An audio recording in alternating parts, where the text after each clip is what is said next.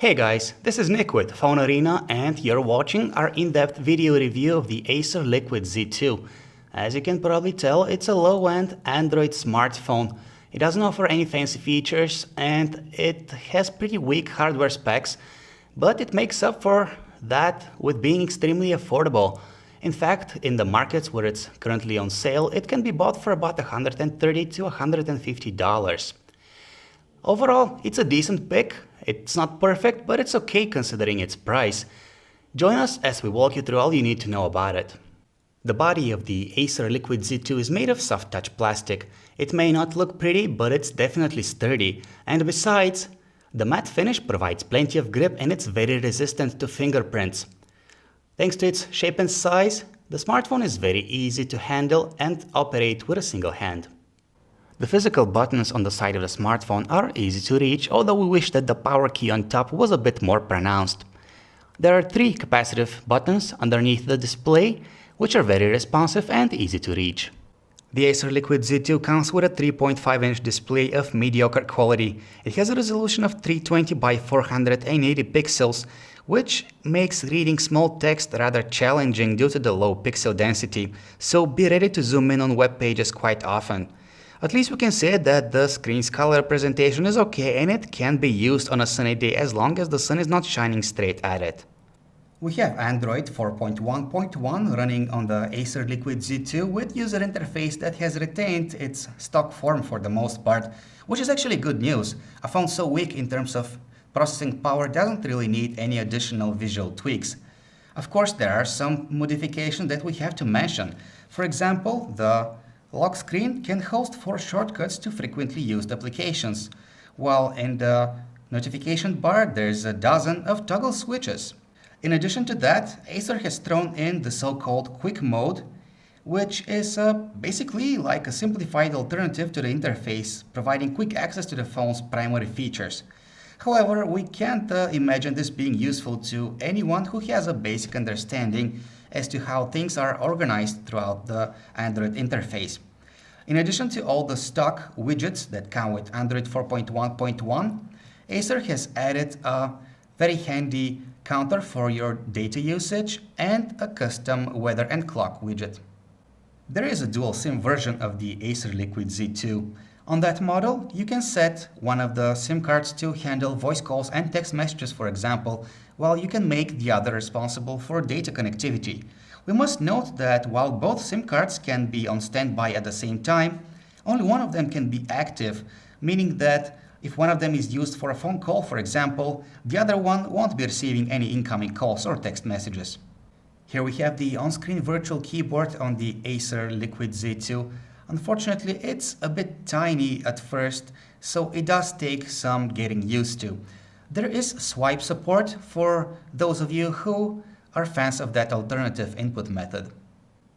We have a 1 GHz single-core processor running inside the Acer Liquid Z2, and it's paired with 512 MB of RAM. Overall, that's a pretty weak hardware combination, but nevertheless, the smartphone's user interface is smooth enough to not be classified as frustrating to use. In fact, the smartphone is capable of running casual video games at very good frame rates. Since it comes with a small, low-resolution display, the Acer Liquid Z2 is not ideal for heavy web browsing, but it's good enough for looking up stuff on the fly. The performance of the web browser is okay. Heavy web pages take a while to load, but lighter ones are rendered quickly with acceptable loading times. There is a very basic 5-megapixel camera on the Acer Liquid Z2 with fixed focus and no LED flash. But given enough light, the camera can take okay photos that look acceptable as long as you do not zoom in.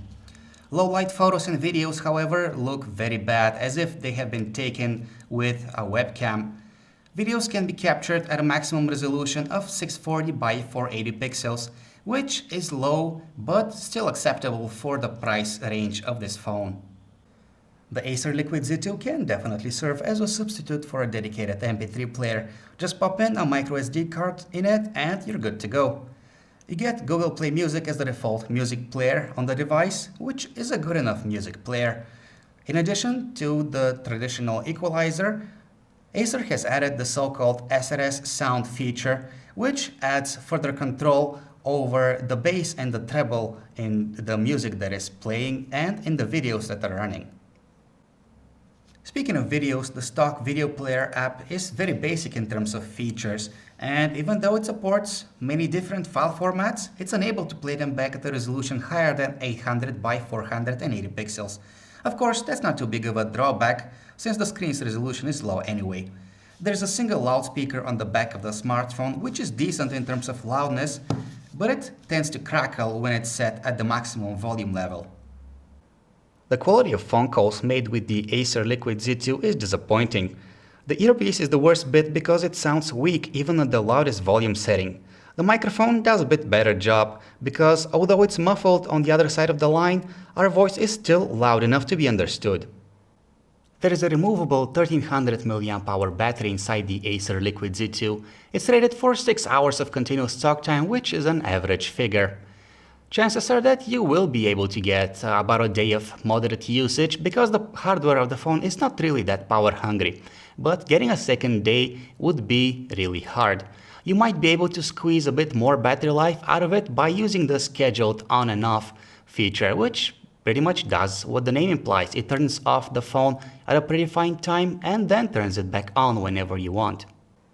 To wrap things up, we think it's pretty clear that the Acer Liquid Z2 is far from perfect, but considering what it costs, we think it's very suitable for buyers on a very tight budget or for parents who need a cheap smartphone for their teenage kid. That's because, despite the weak hardware, it is still a full-fledged Android smartphone with access to tons of applications from the Google library. Sadly, the mediocre call quality of the Acer Liquid Z2 is a flaw that we must highlight. Buyers who demand having a dual SIM phone that sounds great during calls should try getting the Samsung Galaxy Young Duos or the Sony Xperia E Dual, both of which have great call quality and offer an identical set of features without costing much more. For a little extra cash, one might also consider getting the Samsung Galaxy Young Duos or the Sony Xperia Miro, which may be low-end smartphones as well, but come with good cameras for their class. Thank you for watching our video review of the Acer Liquid Z2. This is Nick, and if you'd like to learn more about this smartphone and all the latest smartphones out there, just visit our website phonearena.com.